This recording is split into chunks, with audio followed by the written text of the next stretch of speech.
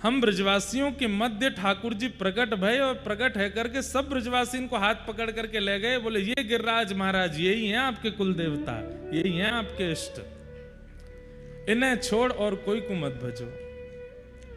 लेकिन सौभाग्य है राजस्थान के कि किन्हीं कारणों से हमारे ब्रज के ठाकुर जी राजस्थान आ गए। अजब कुमारी, आहा, मुझे उनका एक पद स्मृति में नहीं है, मैं सुना दूं तो कईयों के तो नेत्र सजल हो जाएंगे।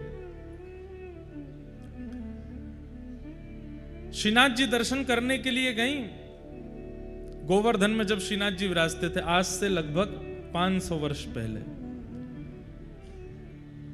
श्री गिरिराज जी में जब श्रीनाथ जी विराजमान थे, ये श्रीनाथ जी श्रीनाथ तो हैं पर इनका मूल नाम गोवर्धन नाथ है, ये गोवर्धन नाथ ही हैं। और ये श्री यशोदा जी के हृदय के लाला हैं। जैसे चित्रकार अपने चित्त में जो छवि होती है उसको प्रकट करता है, ये छवि किसके चित्त की है? ये यशोदा जी के चित्त की छवि है, लाला की। कथा ऐसी है कि जब ठाकुर जी ने गिरिराज जी धारण किए तो सब ब्रजवासी ठाकुर जी को टकटकी लगा करके देख रहे। लाला, तेने अपनी नेक्सी सी उंगरिया पे इतना बड़ा पर्वत उठाई लियो? ठाकुर जी बोले हम बे। जो चर्चाएं हुई ब्रजवासियों की सब आनंद हुआ, लेकिन यशोदा मैया को चिंता हो रही है। क्यों? 7 बरस के मेरे लाला ने इतना बड़ा पहाड़ उठाई लियो, कहीं जे पहाड़ मेरे लाला के हाथ के ऊपर या लाला के ऊपर कोई कष्ट नहीं दे दे। तो यशोदा मैया बार बार जाती हैं, घी लेकर के आती हैं, ठाकुर जी की भुजा पर लगाती हैं। लाला तो को दर्द तो ना है रो? ठाकुर जी के ना मैया, मैं तो बिल्कुल चकाचक खड़ा हूं, और तू मेरे सामने बैठी रहे तो देखता रहूंगा, मुंह में बल आता रहेगा। 7 दिन 7 रात्रि के गिरिराज धरण लीला उत्सव में ब्रजवासी सोए भी, ब्रजवासी कहीं घूमने डोलवे भी, गिरिराज जी के नीचे डोल भी रहे हैं, लेकिन एकमात्र यशोदा मैया हैं जो टकटकी लगा करके लाला को देख रही हैं और बार बार प्रार्थना कर रही हैं, हे हमारे इष्ट देवता, हे हमारे कुल देवता, हे हमारे पितर देवता, मेरे लाला की रक्षा करियो, मेरे लाला को बल बढ़ाइयो, मेरे लाला को कहीं बल कम नहीं है जाए, कहीं ये गिरिराज नीचे नहीं आ जाए। हे गिरिराज बाबा, तो को इतने लड्डू उनको भोग लगाऊंगी, तो पर इतना दूध चढ़ाऊंगी, तू मेरे लाला के काज रुई के फोआ की तरह है जाइयो, नीचे मत आइयो। जैसे एक मातृ प्रेम वात्सल्य। तो इन 7 दिनों में ये छवि ऐसी बस गई यशोदा मैया के चित्त में, जब ठाकुर जी व्रत छोड़ करके चले गए द्वारिका, 100 वर्ष बाद जब ब्रजवासियों से मिले तो यशोदा मैया लाला से मिलती हैं। और उस समय सब लोग ध्यान से सुनना, इधर देखो, उस समय ठाकुर जी यशोदा मैया से कहते हैं, मैया मैं तो एक बात पूछूं? हाँ लाला पूछ। मोए ब्रजे छोड़े भय, आपको ब्रजभाषा समझ आ रही है ना? हाँ। ठाकुर जी बोले, मैया मोए ब्रजे छोड़े भय 100 वर्ष से अधिक है गए हो। मैं तो यूं जानता हूं कि जब मैं गैया चरा करके लौट के आता और वह समय में भी नेक विलंब है जाता तो मेरी मैया छटपटाने लगती जैसे बिना जल के मछली।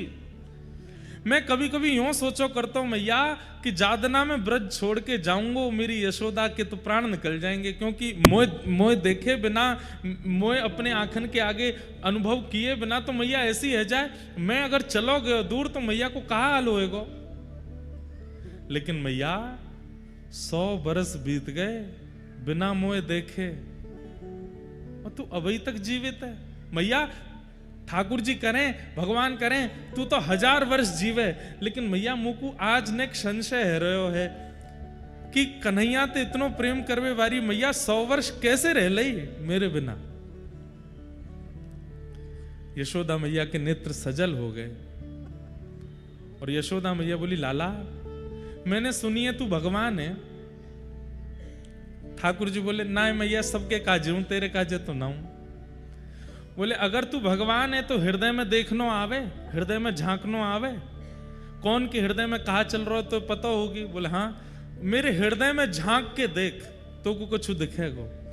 जैसे ही ठाकुर जी ने यशोदा जी के हृदय में देखा तो यही छवि यशोदा मैया के चित्त में खड़ी है।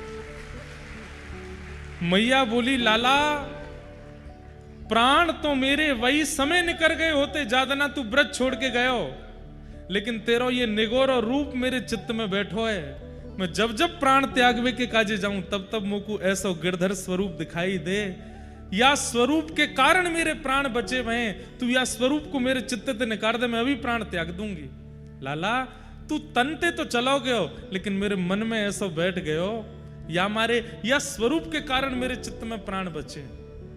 ठाकुर जी ने मैया को अंक में भर लिया और यशोदा मैया के उस चित्त के स्वरूप को ठाकुर जी ने अपने चित्त में विराजमान कर लिया।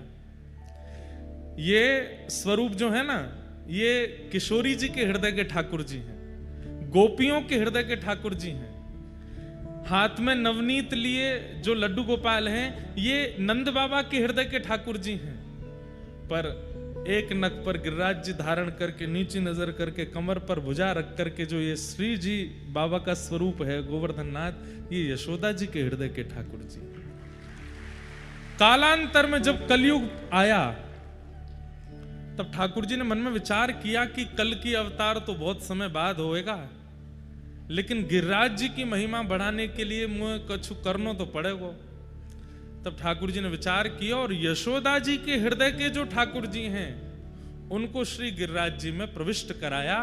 और आज से लगभग 550 वर्ष के आसपास पूर्व श्री गिरिराज जी सो भगवान के ये सुंदर विग्रह, जिन्हें हम यशोदा जी के चित्त के ठाकुर जी कहते हैं, श्रीनाथ जी प्रकट हो गए और प्रकट होकर के पूरे विश्व को दर्शन दे रहे हैं। श्रीनाथ जी के जब भी दर्शन करने के लिए जाओ, आपको गोपी भाव है, आपको प्रियतमा भाव है, आपको सखा भाव है, ये ऐसा स्वरूप है ठाकुर जी को, इनसे आप सबरे संबंध बना सको, इनको सखा भी बना सको, इनको प्रियतम भी बना सको, इनको लाला भी बना सको, इनको गुरु भी बना सको, इनको इष्ट भी बना सको, ये सबरे स्वरूप हैं यहां में। तो ऐसे श्रीनाथ जी हैं, ये यशोदा के हृदय के लाला है। और वो श्रीनाथ जी अजब कुमारी, आपकी राजस्थान की एक लाली, ठाकुर जी के संग चौसर खेलती और ठाकुर जी को जिता देती, खुद हार जाती। लेकिन ठाकुर जी से एक दिन बोली, आज आप हारोगे मैं जीतूंगी। सो ठाकुर जी बात कहने के, देख तेरे हाथ जोड़ूं, देख सबरे दर्शनार्थी देखें, मोहिया जिता दे। कभी कभी बंधुओं एक बात बताएं, अपने ठाकुर जी के संग ऐसे खेला करो। कैसे? चौसर तो आता नहीं होगा लोगों को, लेकिन लूडो आता है, कैरम आता है, ये जो खेल हैं जिसमें एक दो लोग खेल सकते हैं, ठाकुर जी के सामने विराजमान कर दो और ठाकुर जी से कहो, ठाकुर जी एक चाल में अपनी चलूंगा और दूसरी चाल में आपकी चलूंगा, देखें कौन जीते। हम तो अपने लाल जी के संग खूब खेलें और हर बार हमारे लाल जी हार जाते हैं हम जीत जाते हैं। लेकिन अजब कुमारी क्या करती, पासा डालती और वो इतनी निपुण थी खेलने में कि स्वयं जीत जाती। लेकिन जब वो ठाकुर जी के सामने आई तो नित्य ऐसा पासा खेलती कि स्वयं हार जाती, जानबूझ करके ठाकुर जी को जिताती। ठाकुर जी इतने प्रसन्न रहने लगे उससे। लेकिन एक दिन अजब कुमारी बोली, आप आज हारोगे मैं जीतूंगी। सो ठाकुर जी को, श्रीनाथ जी को मंदिर में खड़े खड़े पसीना आने लगे कि आज ये मुंह को हरा देगी। लेकिन जैसे ही अंतिम बाजी आई, अजब कुमारी ने ठाकुर जी को जिता दिया, स्वयं हार गई। तो ठाकुर जी इतने खुश हो गए, बोले, अरे अजब कुमारी, मैं तो इतना प्रसन्न हूं, मैं जानू कि मैं हारवे वारो होतो, लेकिन तू मुझको जिताए दे हर बार, मांग ले कहा चाहिए तो को। अजब कुमारी बोली, बस यही चाह रही थी कि आप ये बोल दो कि मांग ले और मैं मांग लूं। ठाकुर जी बोले, हाँ मांग। बोले, देख लो पीछे मत हटी हूं। बोले, नहीं हटूंगा, तू मांग। बोले, मेरे पिताजी व्रज में मुझे नहीं रहने देंगे, लेकिन मैं आपके बगैर नहीं रह सकती। अब आप कृपा करो, आप मेवाड़ पधारो और मेवाड़ में विराजमान हो जाओ। ठाकुर जी घबरा गए, बोले, अरे ये तेने कहां मांग लियो, मैं अपना व्रत छोड़ के कैसे आऊंगा। बोले आपने ही कहा था जो चाहे मांग ले, अब मैंने मांग लियो, आ जाओ मेवाड़। और अजब कुमारी के लिए श्रीनाथ जी व्रजमंडल से राजस्थान आ गए और आज भी मेवाड़ में विराजमान। कथा तो बहुत लंबी है। जोधपुर भी गए थे, जोधपुर के राजा ने आश्रय देने से मना कर दिया था। यहाँ मुगल आक्रमण कर रहे थे, मंदिरों को तोड़ रहे थे, तो ठाकुर जी ने ही आज्ञा करी मुंह को लेके चलो। पर वास्तविकता यह है कि ठाकुर जी अजब कुमारी के लिए आए, मुगलों से अपनी रक्षा के लिए नहीं आए, अजब कुमारी के लिए आए। और दूसरी बात, मेवाड़ में भक्तिमती मीराबाई का ब्याह हुआ और मीराबाई जब मेवाड़ में रहने लगी तो इतने संत आने लगे मेवाड़ कि मेवाड़ की प्रसिद्धि कहां एक समय राजपूतों की वजह से होती थी, अब प्रसिद्धि मीराबाई के कारण होने लगी। तो मीराबाई ने एक बार प्रार्थना की कि हे नाथ, इस मेवाड़ की प्रसिद्धि मेरे कारण ना हो, आपके कारण हो, ऐसी कोई योजना बनाओ। तो फिर श्रीनाथ जी ने मीराबाई की भी इस इच्छा को पूरा किया कि मेवाड़ की प्रसिद्धि हमसे होगी। आज भी चाहे कागज कुछ भी कहते हो, चाहे कोई कुछ भी कहता हो, मेवाड़ के राजा तो हमारे श्रीनाथ जी हैं, श्री जी बाबा हैं। हे घड़ी श्रीनाथ जी आपके कोटा के थोड़ी दूरी पर ही हैं, तो वहां भी जाएंगे। आइए कथा के कुछ क्रम में हम लोग प्रवेश करें। भागवत जी का प्रथम श्लोक, कल हम लोग महात्म्य सुन रहे थे, अब कथा के प्रथम श्लोक से आज की कथा का प्रारंभ करते हैं। सब लोग नेत्र बंद करके अपने इष्ट का स्मरण करें। सप्ताह कथा का आज से यहाँ प्रारंभ हो रहा है और भाव से इस श्लोक को श्रवण करें। जी का स्वरूप है। तो राजा का नित्य नियम था, जैसे प्रसाद आता तो प्रणाम करते, उसको पाते और फिर अपने क्रिया में लगते। लेकिन आज वो अपने एक मित्र के साथ में चौसर खेल रहे थे और चौसर में ऐसी बाजी चल रही थी कि अब अगली बाजी में पता चल जाएगा कि राजा हार रहा है कि जीत रहा है। तो राजा को तो अपनी जीत प्यारी, तो पासा मल रहे थे। उसी समय महाप्रसाद आया। जैसे ही महाप्रसाद आया तो पंडित जी रोज आते महाप्रसाद लेकर के, राजन जगन्नाथ महाप्रभु का महाप्रसाद आया। तो राजा इतना ज्यादा ध्यान लगा करके खेल रहा था, उसने एक हाथ में पासा लिया, महाप्रसाद को प्रणाम किया और फिर रुकिए अभी लेता हूं, और फिर से पासा खेलने लगे। तो पुजारी जी को नित्य का नियम तो पता था राजा का, लेकिन आज का जो व्यवहार था ये पुजारी जी को अच्छा नहीं लगा। बोले बताओ पासा इतना जरूरी है, वो चौसर इतना जरूरी है कि महाप्रसाद को कह दिया रख दो, पाएंगे। थोड़ी देर तो पुजारी जी वहां खड़े रहे, लेकिन राजा हंस हंस करके खेल रहा था, इतना मगन था उसमें। पुजारी जी प्रसाद वापस ले गए अपने साथ। जब खेल पूरा हुआ, राजा जीत गया, हंसा, उठ करके अपने मित्र को हृदय से लगा, आज तो बड़ा आनंद आया, खेल में बड़ा बढ़िया। थोड़ी देर बातचीत हुई, मित्र जब चले गए तो राजा ने तुरंत पूछा, वो महाप्रसाद आया था कहाँ है? तो सैनिकों ने बताया, पंडित जी खड़े रहे थोड़ी देर, पता नहीं, फिर ले गए अपने साथ। राजा दौड़ करके गए पंडित जी के पास, बोले आज आप महाप्रसाद वापस क्यों ले आए?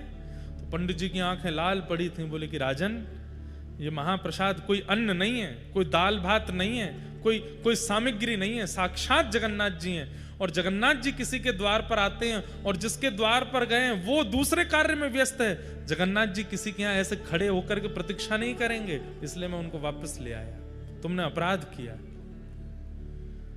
तो राजा को इतना आत्मग्लानि हुई, अपराध बोध हुआ कि मैंने ऐसा क्यों किया।